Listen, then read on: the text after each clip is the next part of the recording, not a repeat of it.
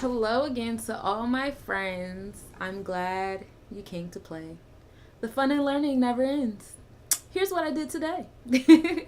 I'm a big Barney fan when I was a kid. But anyway, moving forward. So, y'all know, a few days ago or so, I did my second video for the Feminista Jones book review, book study, book club, etc., etc.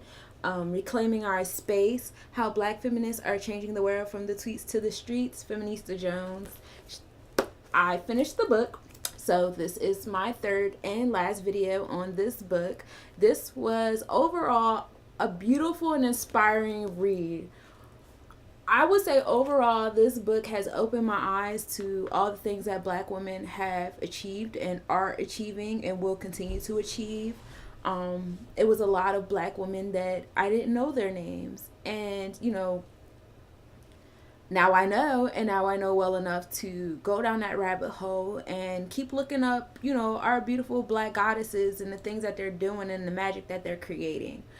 I'm going to go over the chapters that I read, which were very interesting, very eye-opening, a lot of things that I could definitely empathize with, no lie.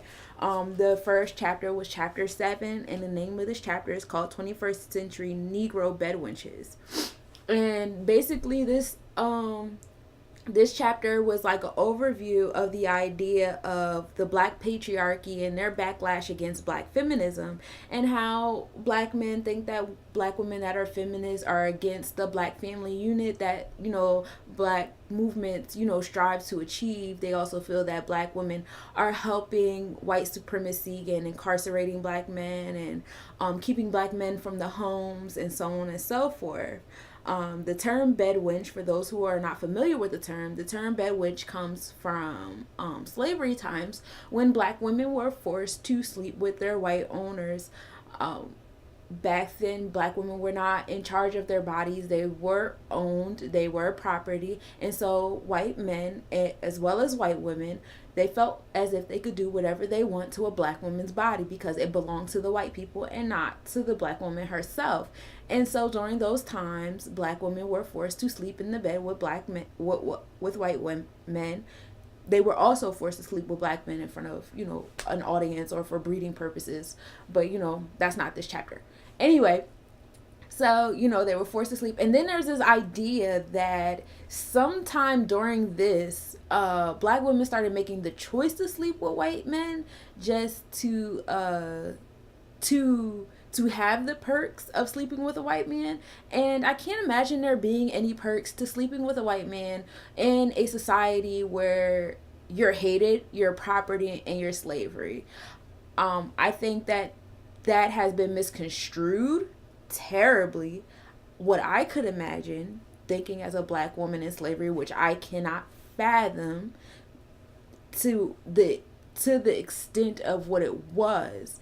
But, I would think of it more on some survival type shit than, oh, I'm just going to sleep with this white man because it's cool. Like, you got to think that regardless if she wanted to sleep with a white man or not, if a white man requests you, you are to be given, and that's it. There's no you saying no. And what people fail to realize is when they talk about coons and people smiling and dancing and talking to, massa all crazy, we make jokes about that now because now it's a choice to do those things, and a lot of us are making that choice. But back then it wasn't a choice. You weren't allowed to have a facial expression that shows that, you weren't okay with what was happening. You had to smile. You had to, say, thank you, boss. Like, thank you for that ass whooping. Like, I'll do better, I promise. Like, that was forced upon you unless you wanted more torture. You wanted another ass whooping. And that's where we get a lot of our discipline with our children now. We don't even realize. When I was reading it, I was spiraling, y'all. Like, wow, like, this is so crazy because when we talk to our children, we expect them to have the same facial expression that, was forced upon us, throughout generations, and we don't even see that. It's so crazy. But anyway, moving forward from that, that's a terrible term to give black feminists. It is not about being bed wenches. Black feminists are not a part of this white supremacist CIA operative to dismantle black families and black lives and this, that, and forward. If anything, black feminists are here to help all other entities or groups or however, because I know I'm not the only person who sees that, black men getting angry at how black women do support everyone, even those people who black men feel should not be supported, specifically the LGBTQ community, which is ironic because when you to use the words that black women are goddesses and queens and Mother Earth and this, that, and the third, how could you not think that women were capable of loving the way God loves unconditionally without, barriers? Like, I'm not going to stop loving you because you're a homosexual. I'm not going to stop loving you because you're a transsexual. I'm not going to stop loving you because you're white or you're this or you're that. When you love the way God loves, the way that we are created to love, because we are God, we are created in his image, and for black men to acknowledge the fact that women are the closest being, black women are the closest beings to God, how can you chastise us for behaving the way God behaves? If you sit back as an individual, I do too, sit back and think about all the bullshit that you do and know that God is still with you unconditionally. If we're to imitate that love, then that's what this is supposed to be. To label one as a bedwench or a CIA operative or a bitch or a traitor or all this other fucking nonsense because you are incapable of loving the way God loves, which just so happens to be the way a black woman loves, which is why you commend the black woman and call her a goddess and a queen to be fucking begin with, is just beyond me. But it's above me. It's above me now. I don't care. But moving forward, so talked about, she went into depth about the term of the bedwench. She also went into depth about black patriarchy, specifically W.B. Du Bois, and how he was in favor of black lives, and he did speak on, the treatment of black women, but he also went on to dismiss black women at the same time. So it is that notion that the black movement includes the black women as long as black patriarchy can still reign over black women once black women are within that black community. And I see that hold true, very true, because I am a part of a lot of African groups on social media. I'm a part of a lot of black family groups and things like that, and it's every day, at least once an hour. If I had enough time in my life to sit there on Facebook all day long, I could say a few times an hour maybe, a post will come up on my timeline regarding of what a black woman should do and a black woman should be, and how, we're supposed to be covered and we're supposed to talk like this and dress like this and our hair must be like this and we can't wear that and blah blah blah. And I have been repeating this narrative throughout my videos for this book because it's real. And I think that black men do it so much that they don't even realize they do it at this point. That narrative that black women are supposed to be strong and covered and modest and all those things, that's a lot of pressure on black women, and that's oppression. In case you guys didn't know, that's oppression. That's making every black woman feel like they have to fit this one mold. And that's the same thing that's being done to you, black man, dark-skinned man, light-skinned man, brown-skinned man, African man. All of you guys are being forced to fit inside a certain mold by white supremacy, that one mold. And if you don't fit, which 99.99% of y'all don't, y'all get the boot. And to sit there and say, oh, we understand this is going on with us, woe, it's me, and then turn around and try to do it to black women is beyond me. So then she goes on to talk about black patriarchy, like I just had, and Hotep Twitter, which I just had, and the Nat Turner film. I remember the Nat Turner film. I did not watch it. It was no reason why I did not watch it. I just did not. I should, because Nat Turner is definitely a big figure in our history that should be celebrated. And, I love the fact that we are getting our movies out there. I think a lot more research needs to be done on these individuals and the culture of those times before a lot of these movies come out, because I've seen a few where I'm like, for real, y'all, black people, y'all just gonna put out anything just because somebody gave y'all a few dollars. Y'all need to sit down and read some more books first. But I did not read the Nat. I did not watch the Nat Turner film. I also did not know that the creator of that film was also accused of sexual assault while he was in college in Penn State, I believe. And for that reason, Feminista, as well as some of her colleagues, decided to drop out of helping to promote the film, which in turn turned them into bitches and traitors. And because of them, aside from the fact of the movie quality and the director or the writer or creator himself being accused of such an act and being so dismissive about it and all those things, despite all those things happen, it was Feminista and her girlfriend's fault as to why this film did not progress. And that's bullshit. We move on to chapter 8, and the name of this chapter is called Black Mamas Matter. I resonate with this chapter so much. Being a black mother, being a mother of sons, I have 2 sons, being a black stepmother, being a teen mother, and when I was a teen mom, I was going to a predominantly white school. All those things made me resonate with this chapter so much. In this chapter, she introduces her personal life of being a wife and a mother, and having a husband, and her husband, being unfaithful to her during a time where she was losing her mother and still having to raise this baby. And it just became a really bad financial time. So she asked the father to step in and take the son more, on a more regular basis, while she is the one who gets the weekends. And as she shared her journey online, just as her ex-husband at the time shared his journey with that as well, and in a supportive way, the backlash for it was crazy, as far as like the audience that was watching these 2 people live their lives, their best lives, a cooperative parenting life, and they just couldn't fathom a woman not having her child full time. I have had this conversation with many a woman. In fact, sidebar, a woman had a wonderful rebuttal to me this morning. It wasn't to me, but I felt that shit. About how men are not raised to be nurturers, which is why women fear leaving their children with their man. But your man, the man that you're laying with, the man that you're dating, this man for the most part well enough to procreate with him and co-parent with this man and let this man have this child for weekends and vacations and stuff like that. I don't understand the difference. If he's not touching his child then, he probably won't touch his child thereafter.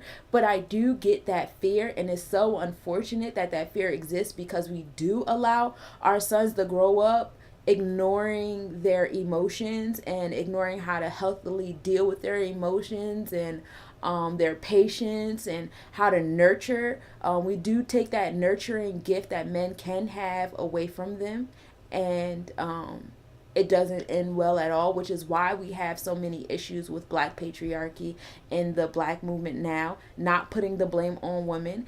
It has been over generations a collective effort of many people. But that was a good response to that. Okay, touche, mom. But at the same token, it is okay if you do have that kind of support to utilize it. Me being who I am, when I was younger, my mother allowed me to stay with my father full time while she got me on weekends and things like that when she could, because she was not financially equipped to have all of her children at one time, and my dad was the reliable dad. So, that happened. What happened after that is a whole nother story that requires a lot of weed and a therapist couch. But my mom did what she could when she could do it. And to have that, it's that narrative of the strong black woman. Also that narrative of how dare mother give up her child, her custody of her child, or her ownership, or whatever that is. I've seen many women who need help not ask for help because of that mindset. I have seen many people deny a black woman or a black mother assistance because of that mindset. Because when a black woman finally asks for help, it's just like, no. That narrative of welfare queen, that's not real, because black women are not the number one recipients of welfare. Also the idea of what was it? Oh, black women being measured by their workability, because during slavery time, black women weren't allowed, well, not allowed, but black women's children came last.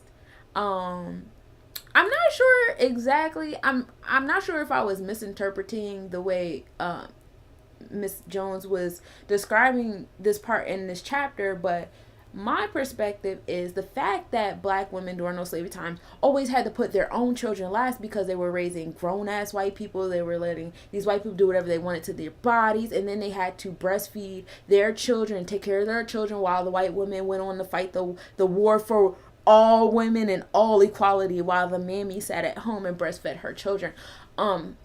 And neglected her own. I feel like that creates that thing where black women are not beat for letting up their children. Like, throughout generations, our children had to be last, and, we had to put our work and our job before our children. Even now, we have, our black women who are growing up in poverty, learning to balance, trying to get an education, trying to get job training, or some of them just, juggling 2-3 jobs. I remember when I was pregnant with my second child, it was like 2 or 3 other black women that were pregnant around the same time as me. Women that I went to elementary school with, women that I went to middle school with, and a woman that I went to high school with. And we were, constantly talking on Facebook with one another about our experiences. And then when it came time after we had our children, it was so many decisions and sacrifices that we had to make in motherhood to be workers. And so that narrative is still true today. And it is like a hit to your pride. So I guess, having to say, hey, I need help is just like another hit to your pride. I know I can empathize with that, definitely, because my pride is super big. A bitch will be homeless, on a verge of homelessness before I ask somebody for help. And then it's so annoying, because when I finally do get to that point where I'm asking people for help, I do get that narrative back, like, why are you asking for help? Why didn't you call that person? Why didn't you call that person? You could have called this person over here. If only you could call somebody. Like, well, I thought I could call you, but obviously I cannot. And so that's why I hate asking people for stuff. And that includes everyone. So wear that boot, because it fits everyone. So that's where that's the mentality, or that's the thought that I was getting when I was reading that. But she talks about struggling with that, and struggling with people's, outlook on, her giving the father full custody, which was a necessary move, a brave move, a selfless move, because when you're a mother, you have to think about the child first. It's not always about you and your ego and your pride and your desires and your emotions to do certain things. This coming Monday, when I do my book review of Metu Neter, the chapters that we just went through, well, the chapters that I have been reading that I will be going over on that day, is about meditation and trance and becoming a part of your higher self. And when you do that, one of the steps is to separate yourself from your emotions. And we don't realize how much shit is emotion driven when you do that, and a lot of shit that we don't even put in the category with emotion. We just feel like it's us, it's our person, it's who we are, but that shit is emotion. And you have to learn how to recognize your emotions and put them shits to the side when it comes to raising a child, because children are our future, and that is the fucking truth. They are the future, caretakers of us, of this world, and everything in it. But yeah, so she goes on to talk about, black mothers and how they're measured by their working ability, and they have always been given lack of empathy, especially black mothers who are in incarceration, whereas the mothers of other color, white mothers, they would get a leniency, or they would get, put in a different kind of prison, or so on and so forth for their mothers. Whereas black mothers, their children are usually put into the system, whether they have a support system or not. The system doesn't really care. Dorothy Roberts wrote a piece called "Killing the Black Body," where she goes on to describe how black women had zero ownership of their body, their minds, and everybody else had input, and how everybody's input over the generations still have an effect on how we operate in the home, and how we operate with our children, and how we operate with policing ourselves when it comes to motherhood. Daniel Patrick Moynihan, who was a psychologist, wrote The Negro Family, and this jackass's suggestion is that it is all the black woman's fault for pushing men out of leadership roles. And basically the same narrative of the welfare queen, emasculating black men and whatever, what have you. But that is not entirely true. There's a lot of things that have been in place to emasculate the black man. If you want to talk about emasculating the black man, let's go back to slavery. Of all the techniques that were utilized to emasculate the black man had to watch his wife and his children be raped. The black man was raped by white men. The black man was forced to have sex with his wife knowing that his wife did not want to have sex, neither did he, in front of a room full of white people, if not a white person, or just off general for breeding purposes. Black men have been emasculated, not by black women. I mean, let's be real about this shit. If we're going to be real about this shit, the fact that everything is blamed on the black woman, and then black men turn around and adopt this narrative and apply it as well, is trash. When black feminism comes up, we don't just talk about black women. Black women give life. We don't just give life to black women. We give life to black men, and we need black men to give life. So how do we give life to our children and give them the life that they need without black men? How do we raise black men without black men? That makes absolutely no fucking sense. So to attack black feminism with that narrative of this dumbass psychologist is trash. Let's come together and be mad about the right things and the right people. That's my suggestion. But what do I know? It's above me. Chapter 9 is titled "I've Always Been Good to You People."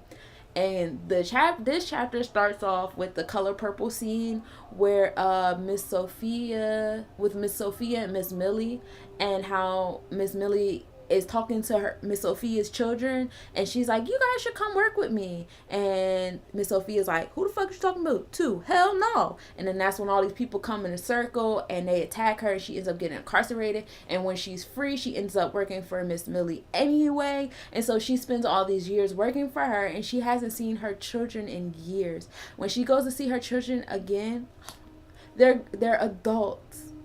And she comes with Miss Millie, and Miss Millie's like, "Okay, you can stay here, for the weekend or whatever." And then Miss Millie has an issue with driving home. She gets flustered, and she's afraid of all these black men that are surrounding her to help her. Unlike how she had unlike the scenario that she created early on with having a crowd of white people surrounding Miss Sophia to attack her. It's that fear of karma.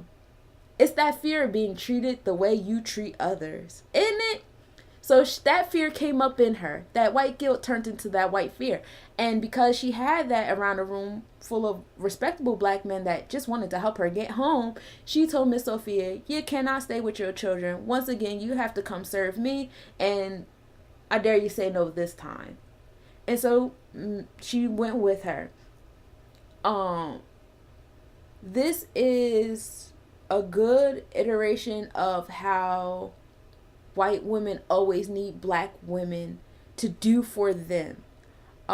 This chapter goes on to talks about how white feminists compare themselves to black people as if black women don't exist. I hate that shit. I hate that shit. I forget what dumb motherfucker said it first and what dumb motherfucker reiterated it, but I seen the quote twice about how white women or women in general are the niggers of this nation. How fucking dare you to talk like that, like black women don't exist, like we are not the intersection of womanhood and blackhood, like, so we just not here for you. And then for people to minimize the black experience to a quote, to talk about things that you're going through that is nowhere near as crazy as being whipped of your culture, your history, your family, and being forced to be happy about it, to watch your children be eaten alive by animals, dogs, and alligators, and to be whipped, to have to wake up every morning and serve a family that rapes you, that hates you, that spits in your face, to raise children that hate you and call you a nigger and cause your children to be hanged and beaten, and to do all that with love. Don't do that. Do not compare your white womanhood to those kind of experiences. Do not compare your white womanhood to the experience of a black woman watching her child be hanged from a tree, or be beaten while strung to a tree, or to have their black child or their black husband or their black brother be tied up to two horses, being forced to run in separate directions to stretch his body. Never, never, never in your life compare your experience as a white woman to any of those things that is disrespectful to these women that you claim to include in your movement. But this chapter goes on to talk about how they utilize black women statistics in incarceration, and with black women being separated from their children from working, or, you know, the DIFUS and child protective services, and, you know, all these, and wage gaps. White women use the statistics of women of color to further their movement in those things. That is not the statistics of you. And if you are not going to include women of color in your movement, don't use women of color statistics in your movement. That's trash. And that is not solidarity for all women. That is just solidarity for white women. Trash. Please stop doing that. Also, the chapter goes on to black women being left out of voting, how black men were allowed to vote first, and then it was the realization that if, you know, black women went on to vote, that they would change the game of how politics move. It was then, you know, white women went to go be silent, you know, with their white men, because now they're allowed to vote. Or they're working towards their vote. They kind of left, you know, black women in the dust. And then black men are now being allowed to vote. So here comes this black patriarchy saying, hey, black girl, be okay. You know? Shirley Chisholm went for president. And the sadness of that situation, which is, you know, described in the book, is that black men and white women alike stood for George McGovern, which was a white man that was opposing Shirley Chisholm. That's trash. This chapter also goes on to talk about how I believe how politics, how white women have been, you know, wrong in politics, and so their solution to that is to go back and utilize the black woman once again to validate their empty ass apologies and movements, including, you know, all women.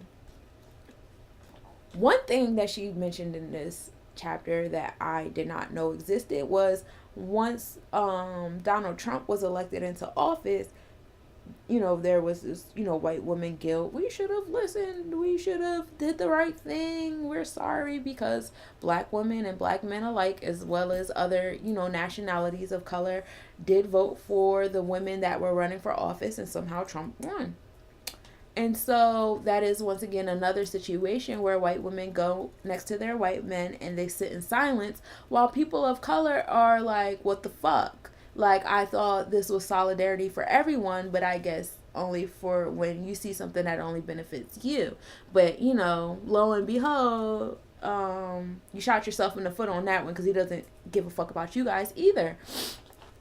And so there's like, a lot of, white women guilt coming from that. And now it's like, going on to the next chapter, we'll get to that. But there's this safety pin box. I did not know this existed. And what this was like a way to educate white people on putting the initiative to educate themselves on black issues instead of going to black people saying, hey, teach me. Because coming to black people, okay, we want to talk about slavery and stuff like that, and how, black people have been stripped of their culture, their history, their family. Like, my family has family reunions every couple of years because we're trying to regain touch with the people we've lost throughout slavery, and our history prior to slavery, because our history did not start with slavery. Where was I going with this? So, like, you guys, so black people went through all of that, and we're still being made to research ourselves, and we're still being made fun of. Like, I'll look on like different threads because I love reading opposing messages. I love to see what the enemy is doing. Like I've said in many different vlogs before, like, I'm a big advocate of the art of war, and the part of that is to know the alternate thinking, the alternate mentality. And I kind of see the same kind of vibe in Metu Netter about how alternate opinions and realities and such like that is still beneficial to mine, even though I don't agree with it. But going with that, I would read like comments and stuff like that, and it's a lot of like insults on how black people don't know anything about themselves, and we're like a lost culture, and we're a lost people, and that wasn't our doing. We didn't do that. And so to sit there and make fun of us for that, but then turn around and say, oh, hey, black girl, hey, black woman, hey, black man, can you all teach us? Can y'all show us how to do stuff? Can y'all teach us how to raise our mixed kids? Can y'all da-da-da? No. You go ahead and you do the research you need to do so I can go do the research I need to do for me and my people. Like, I don't have time for you. That's that mammy save the day bullshit. We're not doing that shit no more. Don't keep coming to us for shit, especially when y'all own most of the shit y'all asking us to access. Like, y'all own it. We gonna go over there and rent it. Like, nope. Stop doing that. That's not cool. That's not celebratory to black people. Like, that whole like shut up and let black women talk. That's a kind way of going to say, hey, black girl, teach us, show us the way, because we fucked up and we're not going to apologize correctly for it. We're just going to lean on you, mammy, like we have throughout generations. Please raise us again. No. So the safety pin box was putting the accountability on white people to learn about black people and the things that we have done in the past and the things that we are doing currently. And I think that's awesome. And I feel like more things like that should exist. For those of you who follow my, Instagram and my vlogs and stuff like that, you guys know that I actually wrote a children's book trying to do just that. I took time out of my life to research 10 random places all over the world, like from Panama to Japan to Kuwait to Ghana to Oregon, like Hawaii, Australia. I found random nationalities in those countries and cities and such, and I did a rhyming children's book trying to put this idea in young people that is important to know about all people, because we complete one another. We are not competition. We are the yin and yang of one another, and all of us are essential to each other's existence, not just our own as individuals and as individual races and such and such. So the fact that someone actually put this together, I'm not sure if it still exists. If it does not, I hope that it is reopened. I suggest that to keep going, because that's awesome. Chapter 10 goes on and it is titled Mammy 2.0. And this chapter does go into depth about the mammy during slavery times, like I had said before during previous chapters, about how, the black woman was forced to work for families, the black woman was forced to live in a white home, the black woman was forced to raise the white children that, regardless of what they did to her own children, or regardless of how many children she had, or if she had a sick family member at home that needed her, fuck all of them, because this is about what these white people want. And so now it has been called on us today in 2019 to be the mammy once again. Now all of a sudden everybody wants to rely on the black woman again. That is the white feminist movement and the Black Lives movement, or black movement, black empowerment movement. All of that is still on the shoulders of the black woman to keep up and hold. But in the same breath, black women's stories are being dismissed, dismantled, and debunked, which is not okay. You can't, say, hey, black women, help us with our movements, but then ignore us when we try to talk about ours. The fact that black women don't really address the fact that black women don't really address like sexual assault and stuff like that, the fact that black women don't really speak up for things like that because we fear of black men being arrested and being in the justice system when we know how unfair the justice system is and stuff like that. And then to deny us of our right to even, share those narratives, not in a way to we're not even sharing those narratives. Some of us are seeking like that, white supremacy justice through the justice system. And I have said this many times, because we know that prisons are private. We should, as black people, have our own prisons. We should have our own prison system. We should have our own correctional guards, to have our own people, so that the prison system can stop being about having free labor and free slaves in those prisons, because that's really what it is. I mean, this whole system is created to still keep people down as slaves. That's another story. I can go on forever about that. But I think that black people should have their own prison system. So black women and black men alike can get the justice and the rehabilitation after committing something that is needed for us as black people, because we know that black people are more spiritual, and we do have the ability to go inward and fix ourselves through manifestations and meditation and stuff like that. And this is true because we sit here and we make fun of the black man who has been in jail for so long that he comes out, speaking in rhymes and riddles of, spirituality. Like, this is a joke, because this is common, because this is what black men and women are capable of doing. So because we know these things, we should apply these things.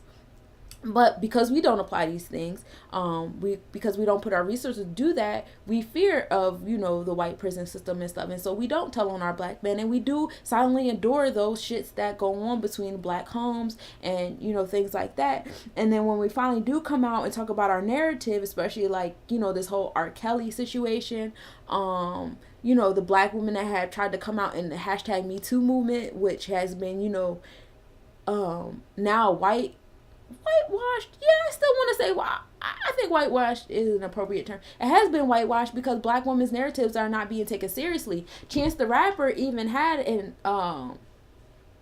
he admitted that he did not believe these black girls because of how he has been conditioned to think of black women when they do say things like this. And then you have the narrative of the fast black girl, fast-tailed girl, and she probably deserved it because we are seen as sexual beings, and from it, our bodies mature because of despite what these healthcare systems want to say, black people's DNA and our makeup and the melanin that we have makes us different. We develop physiologically, psychologically, and physically differently. We develop differently. So our young girls are coming out and their, their titties and their butts are poking out and shit like that. And so it's like, oh, you deserve that because you're a sexual being. And that goes back to that mentality of slavery, when a black girl's body did not belong to her. It belonged to whoever felt like they were above her, whether they owned her or not. And so, don't deny our stories. Don't deny our truths. Don't deny those things of us. If you want our help with things and you want us to acknowledge your truths and stuff like that. Serena Williams is amazing for the things that she's doing and an awareness that she's bringing to the healthcare industry and how black women have been treated in the healthcare industry. It is 2019 and we lose way more babies now than we did when we were having birth in the fields. The baby mortality rate, newborn mortality rate is ridiculous. The mortality rate of women while giving birth and after giving birth with complications is ridiculous. The narrative of black women always having C-sections because of, the insurance thing and, black women not, be giving the right medications. They're giving sedatives instead of pain meds and all these things. It's just so crazy. And that kind of like brings a distrust between black people in the healthcare system. That's why black people don't really be trying to go to the doctors, because it's that narrative. Like, how do I trust the same system that can go outside and call my 12-year-old son a monster and shoot him in the face unapologetically? How can I go to that same system and say, hey, can you give me some healthcare? My family is from a certain part of New Jersey, and that hospital that's down there is fucking trash. They leave fucking tools inside of these people's bodies.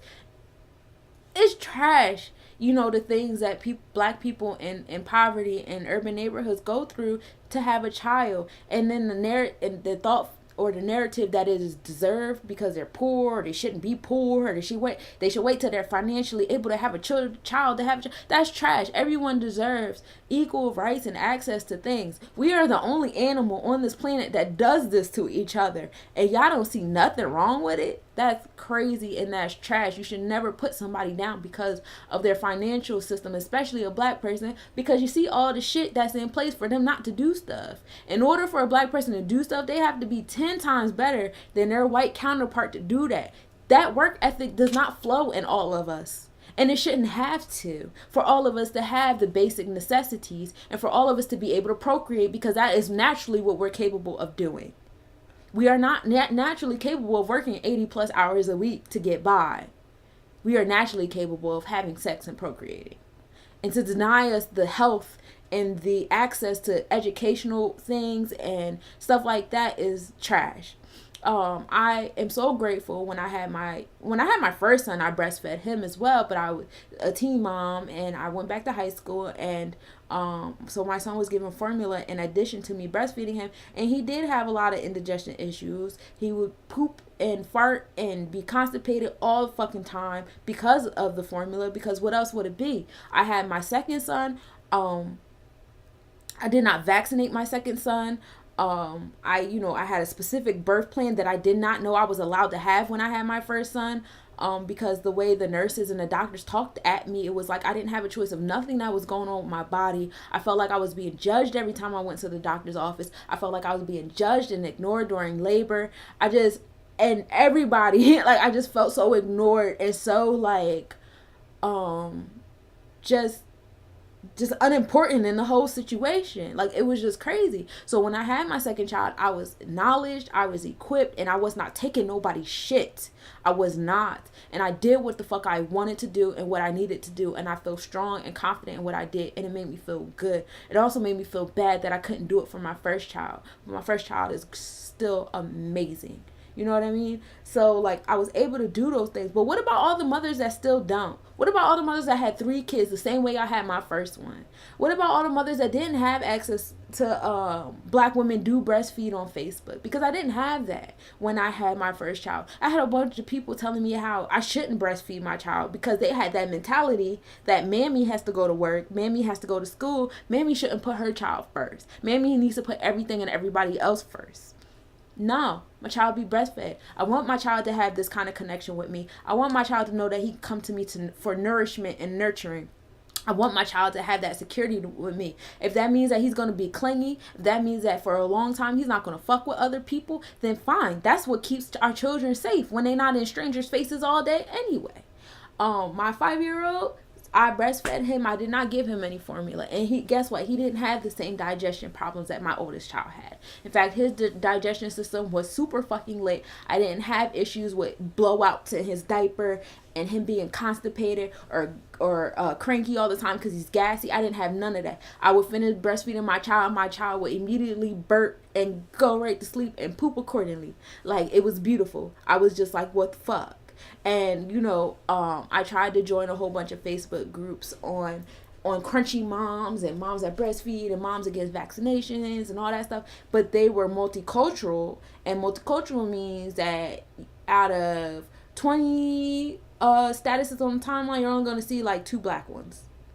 And when you look at 2 of those black ones, it's something that I can resonate with. But then when you go in the comments, you have all these white women attacking this black woman for not being the perfect crunchy mother that does no wrong, that never eats an animal, an egg, or licks honey. I don't know. Like, the groups, I had to remove myself because they were nasty people and they just couldn't wait to jump on you for not following into that mold that they keep putting people in. I don't understand that. But anyway, so when I did find black, mother groups, like, oh my God, it was so great to be able to let my hair down and be honest and say, yo, I fucking ate a chicken patty today. I'm sorry, y'all. And not have a bunch of women attacking me about how I just, like, built a fucking methane farm somewhere because I ate a chicken patty. Like, it was a breath of fresh air. It felt good. It felt right. And then, you had, the Facebook groups, and then you have the white women who intermingle with black men, and they say, hey, can y'all teach us how to raise our child? And our response is no. We have to learn how to raise our own children and do all the shit that y'all want us to do. No, you learn how to raise your own fucking child because you ain't got shit else to do. You wanted to have a black man, now you have black babies, learn it. One thing that irritates my spirit, especially being down here in Virginia, is white women think that having a black child means that they could say and do whatever the fuck they want around black people. And that is not what that means. You couldn't be far from the truth with that. I don't care about your one black friend. I don't care about your black husband. I don't care about your black cousin or your black sister-in-law. I don't care about your black kids. That does not give you a right to do and say whatever the fuck you want around me. It does not give you a right to come to me on some mammy shit and think I'm about to be like, oh yeah, boss, like, of course I'll do all this. No. And yes, I do have that mentality, regardless of how mean or ugly or grudgingly you think it is. Understand where the fuck I'm coming from and understand where black women are currently in this country, in this economic system, and all of these systems that have been in place. Understand where a black woman is, and understand that a black woman's reflection is the black man, and understand where the black man is. And if you cannot empathize with those two beings, if you cannot look at those two beings without being fearful for your life or being hysterical or whatever the fuck else that y'all do inside y'all brain that make y'all call 911 and start crying and shit, if y'all can't do that shit, then no, you cannot come to me for shit. You are not my friend. You are not my ally. You do not benefit from me being great. And that was something that Freminista Jones had also addressed. Do I have anything against white women? No. Like I keep saying before, I love everyone. It's just certain shit that I'm not going to tolerate just because I love you, though. Like, I love you. I'm not going to go out and shoot you in the face just because I'm angry. That's love. You know what I mean? But at the same token, come at me correct. Don't come at me crazy. There's a white woman at my job that does that shit. Like, she thinks she could do and say whatever she want about black culture and black people because she has black children that she obviously doesn't understand. Because if she understood, she wouldn't make so many stereotypical generalizations about her husband and her children that she does. And she has 2 black sons. So there's 3 black men in her home that she just, like, when she goes out into the world, her representation of them is trash. We got to do better as a people. But anyway, moving forward in chapter 10, she goes on to talk about Maxine Waters and how Maxine Waters has been in the political game since 1990, and she's just now starting to get flack because of her her presence in social media, and because of these movements of white women wanting to lean on the mammy again, now they're looking at Maxine Waters finally after like almost 30 years. And it's like, we appreciate it, thank you, it's late, and don't want to hold a grudge on the lateness, but like your approach could be a whole lot better. It's still that arrogant white supremacy kind of approach to y'all acknowledging us now, and it's not appreciated, and it's not okay just because you have white friends. She also goes on to name some, great people. Melissa Harris Perry, who was on MSNBC, and she left she left MSNBC because she felt like they were trying to put a muzzle on the voice she was trying to bring to the black community and black women, and she started #Nerdland. Amani Gandhi, who is a lawyer, and she started the blog Angry Black Woman, and Zerlina Maxwell, who did the #Rape Culture Is When, and she's also a lawyer. I think I touched everything I wanted to touch in this. I also did not know that in the 1600s there was a slave law that said a child's freedom was determined by a mother's status. It was called Partus Sequitur Ventrum. It's a nice Harry Potter spell and that was supposed to be one of the factors that led to the emasculation of the black man inside of the black family, which is crazy and heartfelt. It's like, bro, like, it's so much shit that black women did not put in place that separates the black woman and the black man. Not only were black men emasculated to the point where their masculinity now is toxic just to prove a point, like they have lost their ability to nurture, because nurturing is seen as a sign of weakness, as it has been in the past. You can't be soft, and I feel for my black men, and I just really want y'all to know that black feminism is not against y'all. Like, in order for black men to succeed, black women have to succeed because y'all are inside of us. Like, understand that a black woman is born with every egg that she'll ever give life to. And I didn't understand this until after I had my second child. And even now, I'll randomly cry about it because I was so unhappy. I was so unhappy. I was so hurt. I was so sad. I was so angry. And so even now, like, my son just turned 5 a couple weeks ago. Even now, I find myself constantly like trying to teach my child how to balance his emotions, because everything I felt during my pregnancy, he is carrying with him in his everyday life. Like, that is his temperament.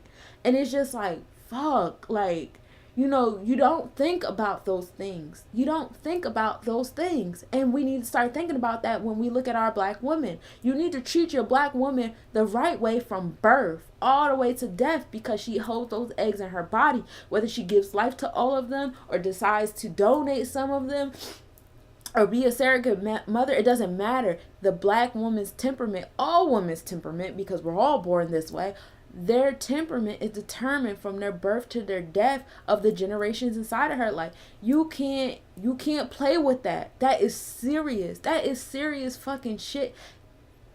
Meditate on that shit. Really, like, seriously, meditate on that shit. Please do that. Meditate on the generational temperaments, and then meditate on how a black woman is treated from birth to her teenage years and then adulthood. Like, I need black men, I need white women, I need all over the country, Indian, Asian, Pacific Islanders. I need all of y'all to think about this, and not just women of color, all women, because we're all holding these eggs inside of us. We are holding the breast milk inside of us with, the nutrients that, are developed in us when we are young, and we're being injected with all these vaccines, which is not giving us our bodies the opportunity to make the kind of breast milk that is needed for these eggs to be fully nourished. We're creating formula in our bodies, and then giving them formula out there, and then wondering where the natural is coming in. And it's just like, bro, we gotta start taking these things more seriously. Start taking the black woman more seriously, because when the black woman wins, we all fucking win. We're not here to say, oh, we win, now we're superior to y'all, now we hovering over y'all. No, we don't want that. I had to argue that point with a lot of different people, especially black men. Like, that is not the goal. We don't want to be above y'all. We have black sons. we nurture these boys. I have a 13-year-old. I have nurtured this boy since he was born. I have looked at him and I have watched him grow. I have looked at the traits that he has had since that first time I held him in the hospital. And I have looked at how those traits have evolved yet stayed the same now into his 13 years of living. I have looked at the hobbies that he held on to all 13 years of living. Bruh, it teaches you something. When I look at the black man that I am with now, my life partner, the fact that I'm looking at this young boy in my life, it teaches me how to look at this black man in my life. It teaches me to understand that my daddy issues is not just about me. My daddy had his own issues. You know, it teaches me how to empathize with the black. I empathize with y'all. Like, it's hard. And this woman, the author of this book, she has a son, and she went through the studying of Yoruba. So I would like to think that this same mentality that I have can also be reflected upon her thought process, as well as many other black women. Like, bruh, like, support us a little bit better.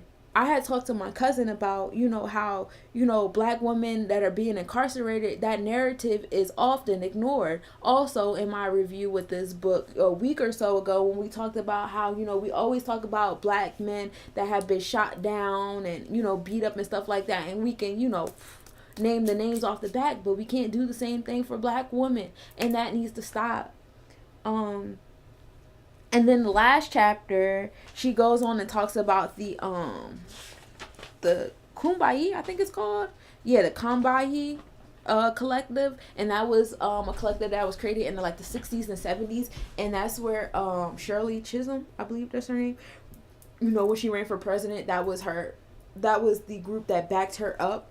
It was actually created by Harriet Tubman, who is my ancestor through and through. I love this woman and everything about her. So she was the first person to start a movement like this. And so it just talks about how, how a movement like that was created and established by a black woman, and how even though that woman movement right there was a feminist movement, look at how many black people, look at how many white people, look at how many Native American people and other people of other walks of life were affected by this movement. And the things that these women have brought to the table, and the things that these women have fought for, and all the people that it has affected. And then to deny the black feminist movement of its voice is just like denying, the fact that achievements like that have been achieved for everyone from the black woman. That's trash. So then she goes on and talks about the other collectives that exist that keep this, foundation collective alive. You have the Mwasi collective in Paris, the Bad and Bougie collective in Vienna, the Womanist Working Collective. You have the Crunk Feminist Collective and the Afro Feminist Collective in Spain. Oh, the Womanist Working Collective is in Philly. I'm sorry, I couldn't read my handwriting for a second. And so all these collectives exist, and there's many more out there. I suggest all my black women, I feel like our solidarity is important. I know I'm a part of a lot of different movements. I will admit that I have been a bit of an individual lately, working on my projects and stuff like that, but my intentions are pure. I'm working getting out of my, I have to go inward before I can go outward and enjoy the experience that's been built for me. So I'm not there yet, but I'm getting there, and I want to be there. And that's why I'm sharing my journey the way I'm sharing it with you guys, because I'm showing y'all bro, this book just opened up my eyes to black feminism, and I didn't even know that shit existed on that level. And now I'm talking about it. And now when black women come to me for advice and stuff like that, I'm applying the knowledge that I got from here. I'm going into a spiral, and I'm looking up random black women and random black hashtags and movements and blogs and vlogs and magazines and shit that I never knew existed, so that I can, be a contributing factor.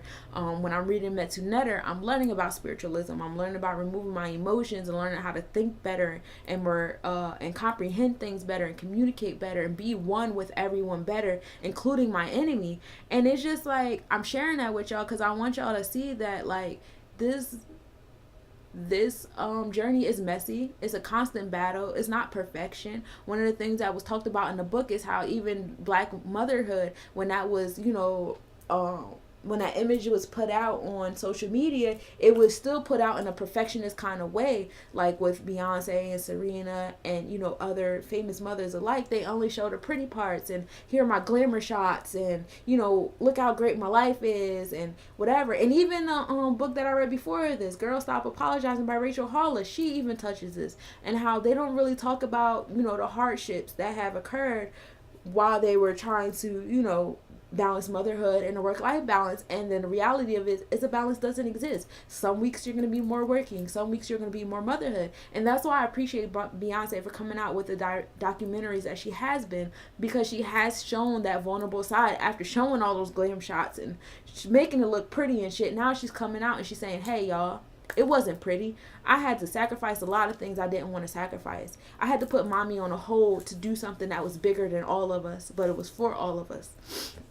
And so, like, I appreciate those things and I commend those things, because it's very hard to show your humanism in a room full of people who are not happy with themselves. So when they see a trait in you that they don't like in them, they're going to attack it because you are supposed to be that perfect image. And this author even uses a quote by Queen Latifah. This book even uses a quote by Queen Latifah talking about that perfectionist image and how it's hard to uphold when you're on a platform, and how you have to learn how to ignore a lot of people and learn to empathize with the things that they may be going through, which is why they're lashing out on you. You may be an image of something, you know, you don't even know. And all that to say, my book reviews, I hope y'all enjoy them, but I do hope that y'all don't use this in place of reading a book, because I leave a lot out. This is, you know, the things that I got from the book. I tried to put as much of other things out there, but, you know, I can only talk for so long. But I want y'all to read this book. I want y'all to open your eyes. I want black men to read this book. I want white women to read this book, so that y'all can see, you know, the intersection of being a black woman and the things we go through and the things that y'all overlook and don't even realize. Like, my son's school is right across the street, right? And I walk my son to school every morning. When I walk him to school in the morning, cool. When I walk back across the street by myself, you would be surprised the shit that dudes think is okay to say and do. Like, are you not embarrassed? Like, people would drive past me beeping, driving slow. I had dudes will poke their head out and blow kisses, and one dude was nice enough to stop and say, hey, is it okay for me to flirt with you? And my goofy ass, my flirt game is trash, so I just giggled and said no and walked away.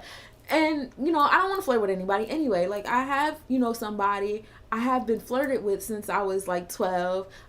When I was in elementary school, I forget the age. I feel like I was super young when I was molested. Like, my body has always been sexualized. So I'm just at the point in my life where I'm like, bro, like, this shit is not, I'm angry. Like, I don't want nothing of this. Like, don't leave me alone. Like, this shit is not, Every now and then it does feel good to get like that. When you get it the right way. I would rather be complimented on the things I'm doing rather than what I look like. But those compliments are still good. But it's not, no, please don't beep your horn at me. Please don't slow down. Please don't blow kisses at me. It's fucking weird. And you should be embarrassed to even do that, because how would you feel if you was with your little sister or your daughter or your mother and some nigga was doing that? Like, y'all need to empathize with black women on a whole nother level. Like, can we do that? Because, you know, me as a black woman, I can't speak for all black women, but me as a black woman, I'm trying to learn how to empathize with y'all on a different level. Like, I'm trying to learn how to empathize on how y'all been raised from back generations up into forward, so that, you know, that blame game and all that shit can stop. We can stop blaming each other and stop saying whose fault is what and who did what and why, and start working on tools of healing. Like, that's where I'm at. I'm ready to heal. I won't put finger no more. But yeah, read this book, Reclaiming Our Space by Freminista Jones. She's a beautiful author from Philadelphia. I plan to read more things by her because as I read this book, I realized she wrote other things. I also plan to go on a spiral from all the other authors that she gave me the juice. I have the list. If you go on my other videos, the first video I did, I made it my business to announce all the names that she listed. So